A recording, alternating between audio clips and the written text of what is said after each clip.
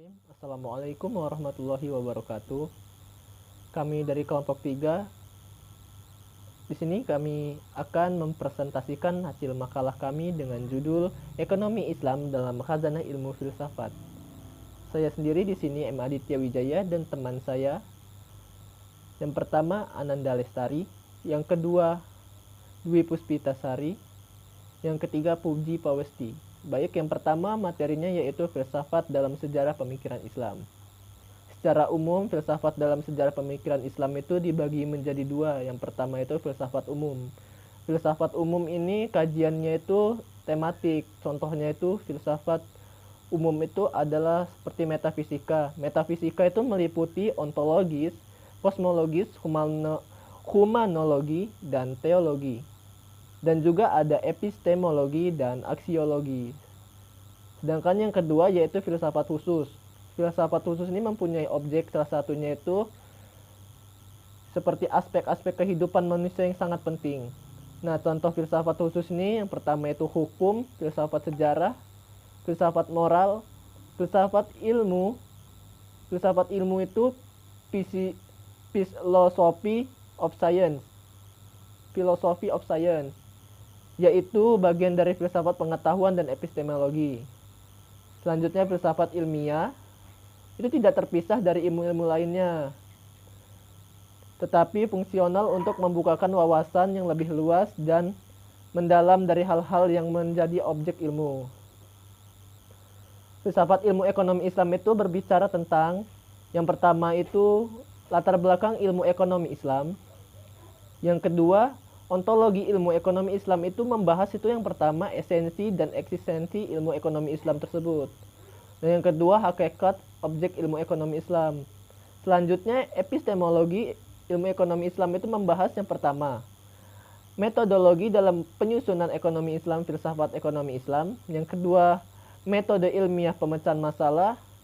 Itu dalam ekonomi Islam masalah dipecahkan dengan metode-metodenya. Selanjutnya yang ketiga, pendekatan-pendekatan dalam mengembangkan ilmu ekonomi Islam. Selanjutnya ada aksiologi ilmu ekonomi Islam, ini membahas juga tentang pertama, nilai kegunaan ilmu ekonomi Islam. Yang kedua, tahap penerapan konsep-konsep ilmiah, masalah praktis dibandingkan dengan tahap pengembangan konseptual kontemplatif. Contohnya itu teknologi dan kreativitas. Yang selanjutnya itu ada sarana berpikir keilmuan ekonomi Islam. Yang pertama, penalaran dan logika. Penalaran dan logika. Yang pertama kita bahas dulu penalaran. Penalaran itu adalah proses berpikir untuk menghasilkan pengetahuan yang benar secara logis dan analitis. Contohnya itu hermeneutik dan tafsir. Sedangkan logika itu adalah proses penarikan kesimpulan dengan cara tertentu, antara lain dengan logika induktif dan logika deduktif. Sedangkan logika itu dapat digunakan untuk menentukan yang pertama itu metode penalaran atau pemikiran Islami dalam arti luas. Yang kedua, metode pemikiran ilmiah terkait dengan ilmu-ilmu tertentu seperti fikih, tafsir, hadis, tasawuf, dan lain-lain. Yang ketiga, bahasa. Yang ketiga, matematika dan statistika. Mungkin itu penjelasan dari saya. Sekian, terima kasih. Assalamualaikum warahmatullahi wabarakatuh. Saya Dwi Puspitasari NPM 1991020304 Prodi Perbankan Syariah Kelompok 3. Saya akan menjelaskan tentang pemikiran fundamental dan pendekatan fikih. Pendekatan fikih atau usul fikih adalah membahas hukum-hukum syara dari sisi asas yang dibangunnya, sedangkan fikih adalah hukum-hukum syara yang bersifat praktis digali dari dalil-dalil yang rinci. Adapun kaidah-kaidah dalam usul fikih yaitu ada dua kaidah. Yang pertama yaitu kaidah-kaidah lughawiyah. Kaidah lughawiyah adalah kaidah yang disimpulkan dengan pemikiran induktif dari segala rupa lafal, ibarat, dan usul bahasa Arab, sebagaimana yang tercantum dalam Al-Quran dan petunjuk masing-masing kepada makna yang dikandung dilakukan oleh mujahidin atau ulama usul. Yang kedua yaitu kaidah-kaidah tasyiah. Kaidah-kaidah tasyiah adalah kaidah yang disimpulkan dengan pemikiran yang induktif dari fikih, prinsip-prinsip syara yang umum, dan dari maqasid syariah.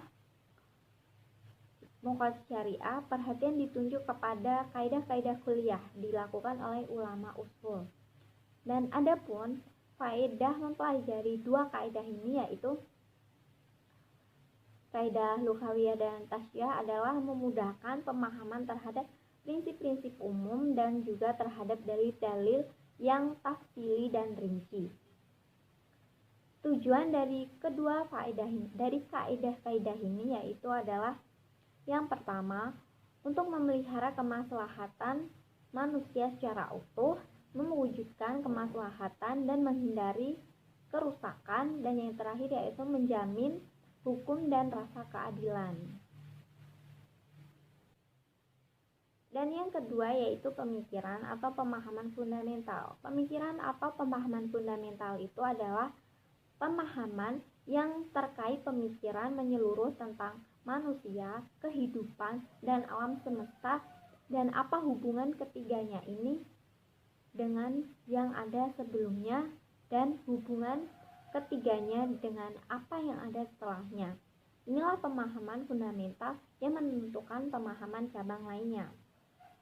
Adapun struktur fundamental yaitu ada 3, yaitu pertama struktur fundamental deconstruction, maksudnya yaitu mempertanyakan, mengkritik, menyanggah, menolak, dan membongkar teori bangunan mapan yang telah dibangun modernisme, selanjutnya merumuskan teori baru yang lebih relevan dan realitas sosial, keberagaman budaya, dan kemajuan iptek.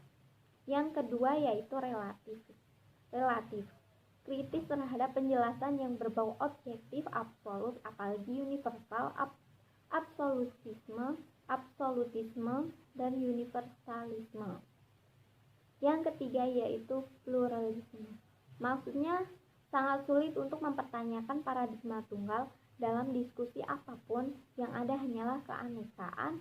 Jadi adanya kesadaran akan pluralisme justru sebagai dialog medium antar agama, budaya, peradaban. Ekonomi Islam. Dalam Al-Quran, ekonomi Islam diidentikan dengan istisat yang artinya sikap yang pertengahan, atau bisa diartikan menggunakan rizki yang baik dan tidak merusak nikmatnya. Ekonomi konvensional adalah teori ekonomi yang kaitannya dengan kebebasan bergerak ke arah menuju pasar bebas dan sistem ekonomi berpaham perdagangan bebas dalam era globalisasi yang bertujuan menghilangkan kebijakan ekonomi berproteksionisme.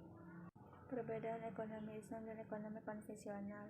Paradigma. Dari segi paradigma, ekonomi Islam menganut paradigma syariah, sementara sistem ekonomi sosialis menganut paradigma Marxian atau Marxian paradigma, dan sistem ekonomi kapitalis menganut paradigma ekonomi pasar atau market ekonomi. Perbedaan paradigma ini akan berpengaruh pada tataran dan dasar fondasi dan landasan filosofisnya. Yang kedua, dasar fondasi mikro. Ekonomi Islam menggunakan konsep musliman atau asani takwim sebagai dasar fondasi mikronya, sementara sistem ekonomi sosialis menggunakan konsep no private ownership of the means of the production. Tidak ada pemilikan pribadi dalam memaknai sebuah produksi, sedangkan sistem ekonomi kapitalis menggunakan konsep economic man atau ekonomi manusia. Yang ketiga yaitu landasan filosofis. Landasan filosofis ekonomi Islam adalah kepemilikan individu berlaku atas ketentuan Tuhan di bumi dan ketujuan mencapai keuntungan di dunia dan di akhirat. Sementara landasan filosofis sistem ekonomi sosial adalah hubungan timbal balik. Sedangkan landasan filosofis sistem ekonomi kapitalis adalah kebebasan individu berdasarkan filosofis laicity. Warahmatullahi wabarakatuh. Nama Puji Palesti, MPM 1951020405. Baik, di sini saya akan menjelaskan tentang 3 cabang pokok filsafat dan implementasinya dalam ekonomi Islam, di mana dibagi menjadi 3. Pertama, ontologi ekonomi Islam adalah persoalan wilayah kajian suatu ilmu yang dapat dijabarkan dalam uraian berikut ini. Yaitu pertama, wilayah kajian ilmu ekonomi Islam. Sebenarnya sama dengan ekonomi konvensional, yang membedakannya sudut pandang. Secara umum, kegiatan ini dibagi menjadi tiga. Pertama, produksi, kedua, konsumsi, dan ketiga, distribusi, yang mana dikenal sebagai tiga dasar ekonomi yang berlaku pada semua sistem ekonomi yang ada di dunia. Seorang ulama hadis Maulana Malik Khatwali, beliau membagi 12 tema kajian ekonomi Islam sebagai berikut. Pertama, kepemilikan, kedua, kekayaan, ketiga, mencari rezeki, keempat, tanah, kelima, pemburuan, keenam, modal, ketujuh, sikap konsumen, kedelapan, mekanisme pasar, kesembilan, uang dan kredit, kesepuluh, keuangan negara, ke-11 pembangunan ekonomi, ke-12 nilai-nilai ekonomi. Ke-12 tema tersebut dibagi menjadi 3 kategori. Pertama, faktor produksi, kedua, faktor perdagangan dan konsumsi, ketiga, faktor masalah-masalah ekonomi.